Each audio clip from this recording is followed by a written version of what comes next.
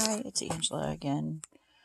This is my second video ever. It's late here, but I did wake up again Sunday morning, this morning, 7 o'clock in the morning, with the need to write. Couldn't figure out why, because I haven't written in months. And so I wrote a bunch of stuff here. Wanted to go over with you guys, share with you guys. It's more or less about my awakening process, what I'm still going through. There's not a lot of YouTube videos out there where someone's actually still going through, like, maybe the beginning stages of an awakening. But I felt the need to share it with you guys today. I've been trying to do this all day. It's like my fourth attempt right now, because every time I start doing the video, somebody comes walking in. My dog was messing with me earlier.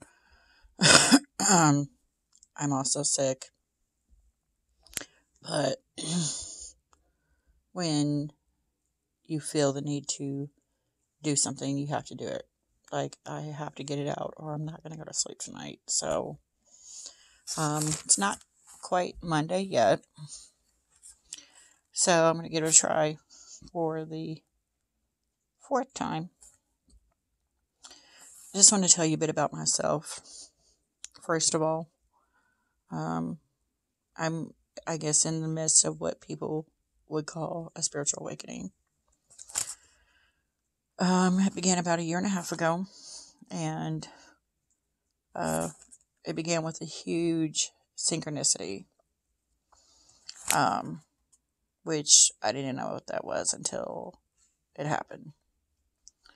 Now, for those of you that don't know what a synchronicity is, it's the simultaneous occurrence of events which appear significantly related but have no discernible causal connection. That was Google's interpretation or definition. Case in point, the beginning of my awakening.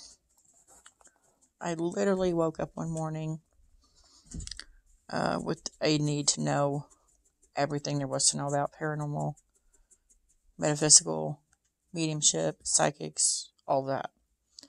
It was crazy, because literally the day before, nothing. And then I woke up one morning and I had to know everything there was. I went up in the libraries, checking books out. I immersed myself. Like, it was crazy, because I literally had this overwhelming need, this hunger, this drive to know everything I could know. And it's funny, because I do like TV shows about paranormal. What's the one with Jennifer Love Hewitt that's no longer around? I love that one back in the day. I love the show Medium, Dead Files. I like a lot of shows, but I never really gave much credence to the whole thing. And last June, my sister-in-law and I would go out to this new store on the weekend, usually on a Saturday.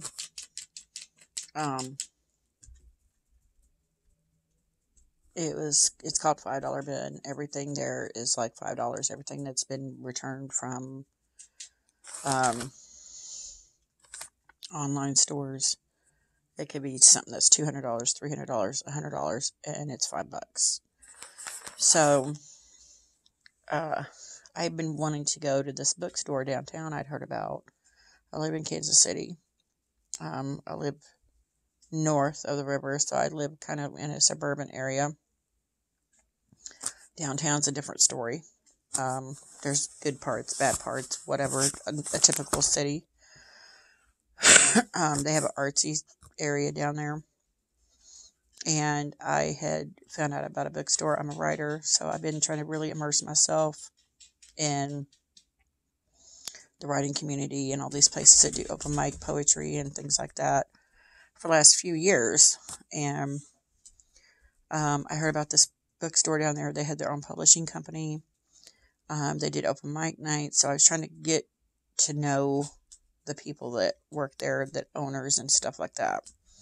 And I had not been down there. I'd been told about it several times. I hadn't had a chance to go down there.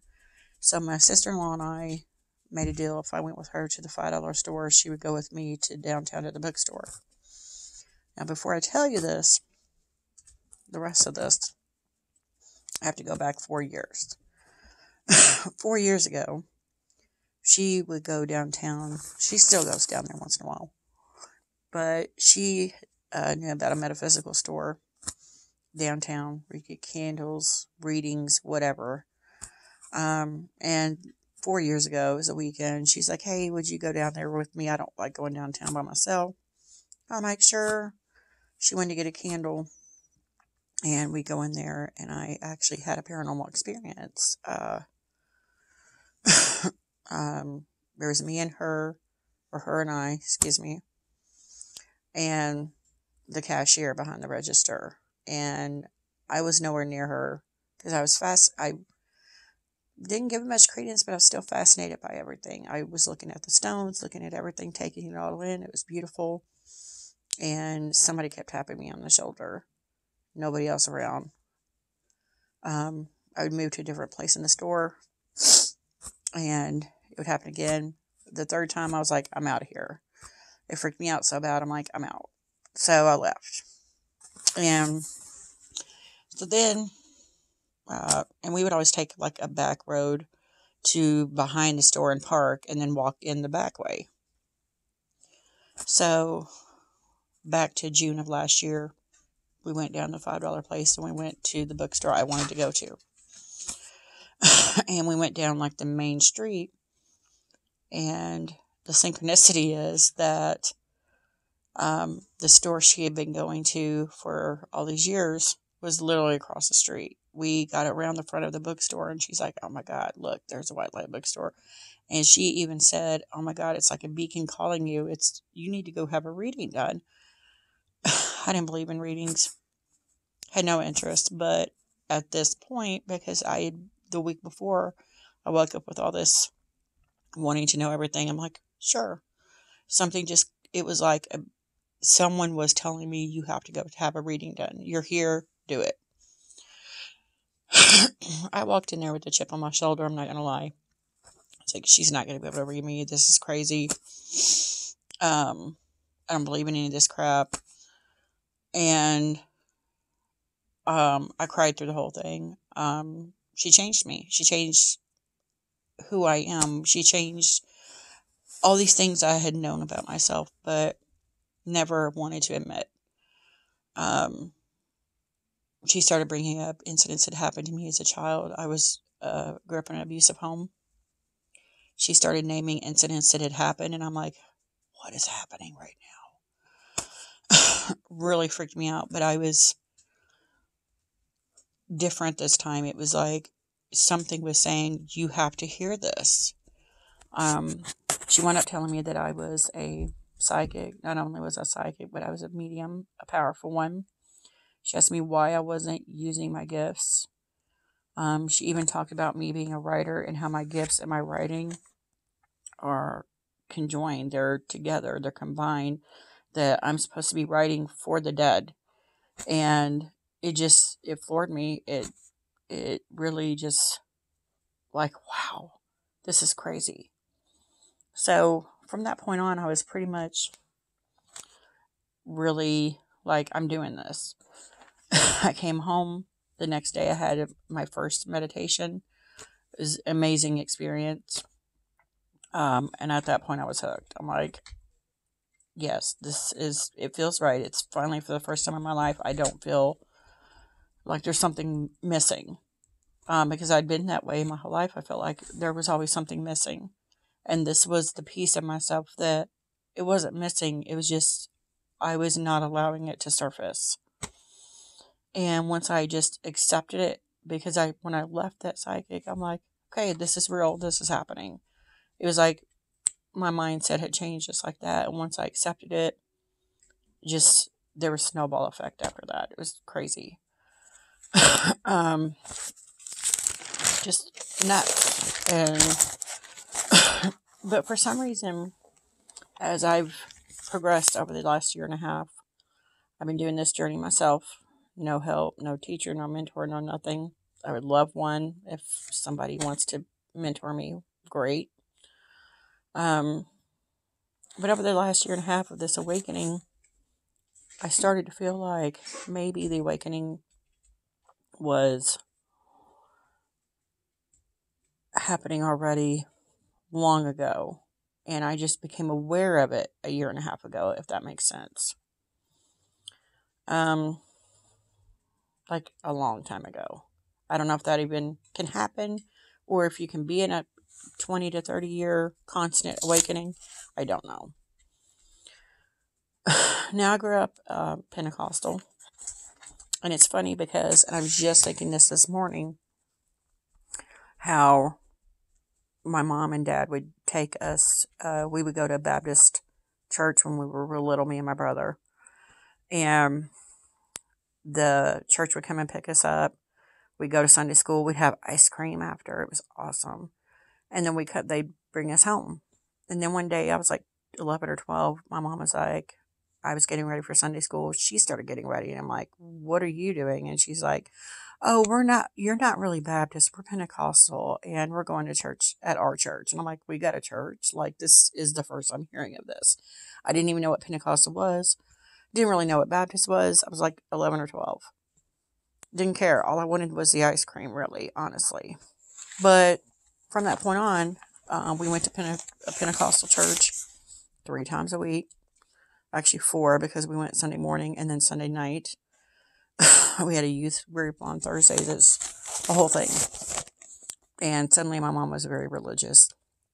And it was weird, because she seemed to have no interest prior to that. Now, I'm not going to lie. Every time I hear somebody, or every time I tell somebody, hey, I was Pentecostal, or I am Pentecostal, like, oh my God, you're a holy roller. I got to be honest with you. I don't know what that means. Even now, don't know what that means, because they didn't roll around on the floor. They did have spirit moments, I guess. They kind of look like they're having an epileptic fit, but nobody rolled around on the floor. So I don't get where the term holy roller came from. And this morning, I got to thinking about spirituality and religion. And then I had this like swift memory come up of being in the Pentecostal church. And this light bulb went off. It was like,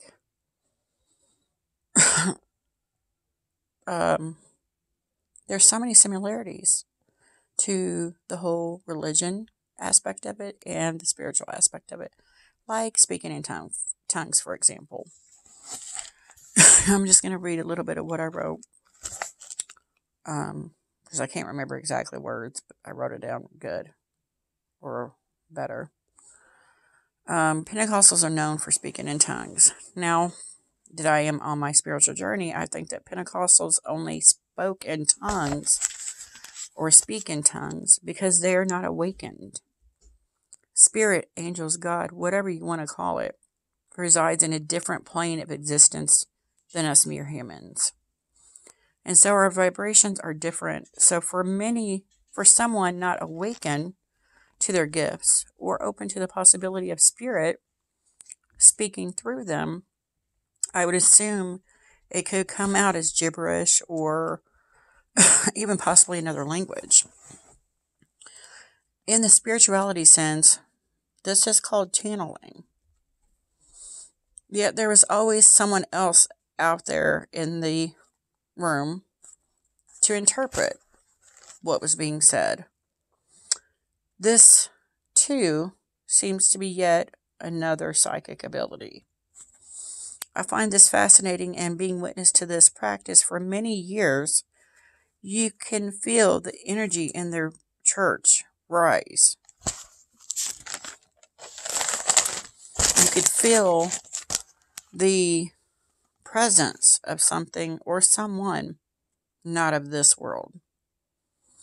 why I find this fascinating is because these incidents, the same incidents, you can slap either a religious label on it or a psychic label on it. I find it hilarious that religions like Pentecostals can say words like channeling and psychic interpretation are evil. Yet they are doing the same exact thing. They just use a different term like religious experience to make it more godly. Yet looking back now, I find that in these precious moments, these moments of speaking in tongues and someone else being able to interpret what is being said, it's like they're bridged. It's like religion and spirituality are coming together, or neither one of them exists, if that makes any sense. And I find this very beautiful because I'm always trying to separate the two. Since I've been on this journey, I'm always trying to separate spirituality and religion, and those are just words, because what I've witnessed in a Pentecostal church isn't about being a holy roller. It isn't about being religious. It wasn't about being spiritual. It was about connecting with something greater than yourself. And that's all we're ever trying to do. Now, I'm not going to say I'm Pentecostal, because I'm not. Because in the end, Pentecostals, much like other religions, there's no room for error with them. And much like the military, it's a way of thinking, their religion is the only religion. Their truth is the only truth. And if I have taken anything away from the past year and a half, I know that simply isn't true at all. Now, through my research, I find that most people going through an awakening have all had some kind of trauma in their life. And either a loved one has passed or they themselves went through something horrific. And that just wasn't my case. It was literally waking up one day wanting to know everything there was to know about everything. And that got me thinking, the last real traumatic event I had was when I was 12. That was 31 years ago.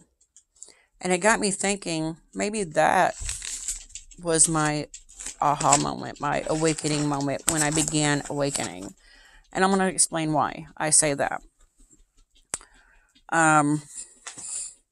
It was a traumatic event.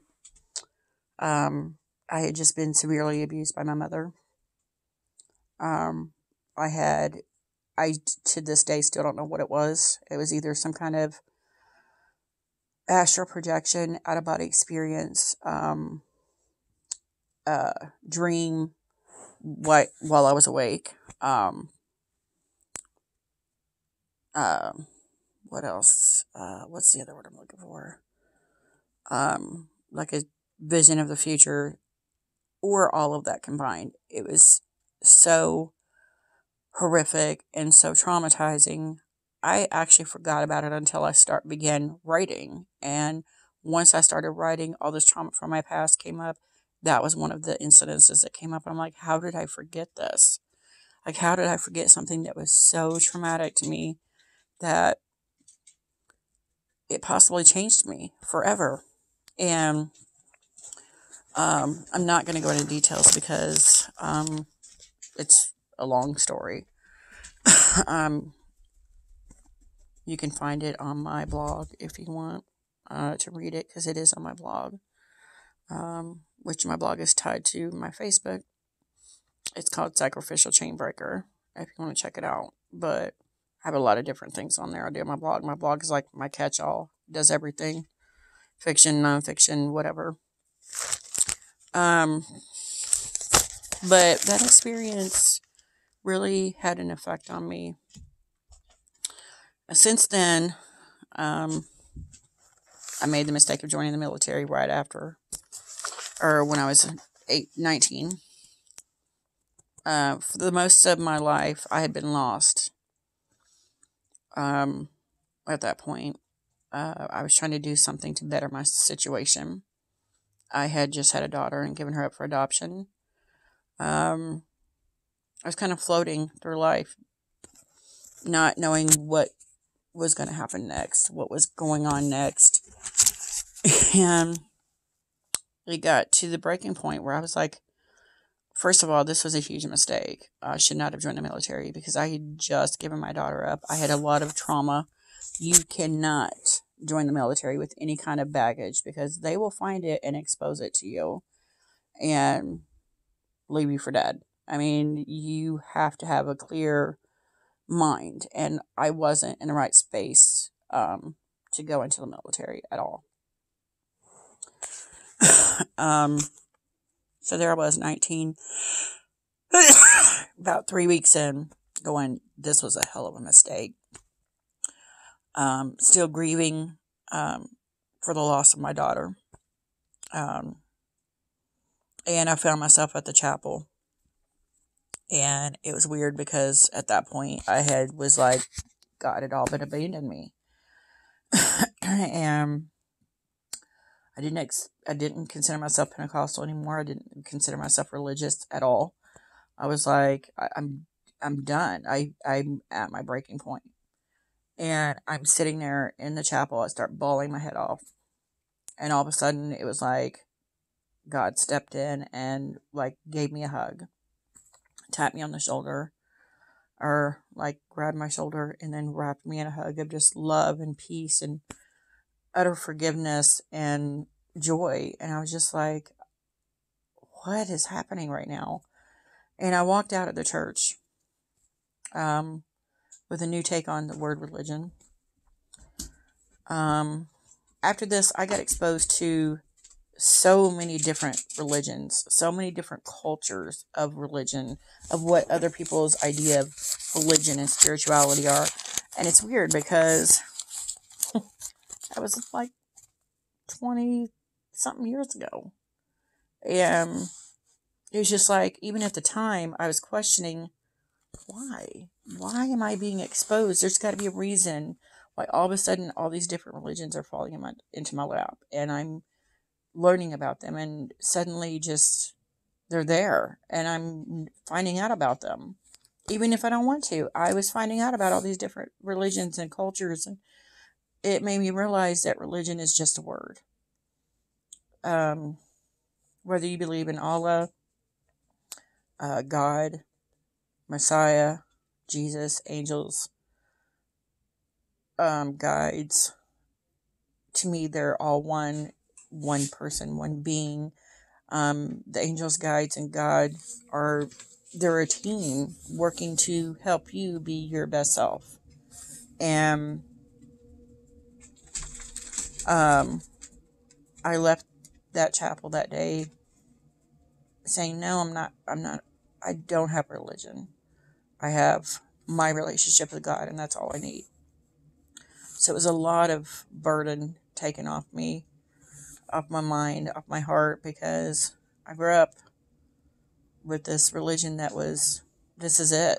You're going to hell if you don't believe and have complete faith in just this. And it's, since then I've just been exposed to so many things that contradict that truth. And since the church, the chapel thing, and being exposed to so many other religions, I was just like, this is crazy, but I was still confused. I'm still confused right now, but not as much as I was.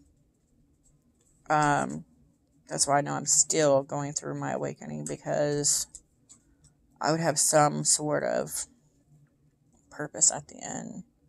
I know what my purpose is, but all the pieces haven't fit together quite yet. And it's funny because after this, I met someone who would completely open my mind, change my mind, change my perspective on religion, spirituality, all of it forever. Then it hit me with all of these exposures, for lack of a better word, synchronicities, were for a reason. They were so that I could make up my own mind. I could make my own interpretation of what was being said and what was done. And I wrote this, much like a ripple effect after a stone has been thrown into a pond. It just kept getting bigger and bigger. Until at last, a year and a half ago, I could deny it no longer. It seems I have been seeking the truth for over 3 decades. And I, not being too bright, obviously, had been too blind to see I have been on this journey all along. I do suspect that I will be on this spiritual journey until my last breath. What I've learned so far is this: be open to endless possibilities. Love yourself. It's okay to question things, and I would suggest you question everything. How else will you know the truth for yourself? Don't let others dictate how you should think, feel, and pray. And most importantly, whether you believe in religion or spirituality, God, Allah, the Messiah, angels, gods, psychics, abilities, they're all one. They're a team working together to help guide you to be your best self. The ripple effect starts with you, the stone being thrown into the pond, changing the water and letting it ripple out, reaching to greater heights. One ripple at a time, we can change the world. That's all I have. And so I hope you enjoyed it. Hit the like button if you like it. You can subscribe. There's going to be more obviously coming. This is just the beginning. Thanks.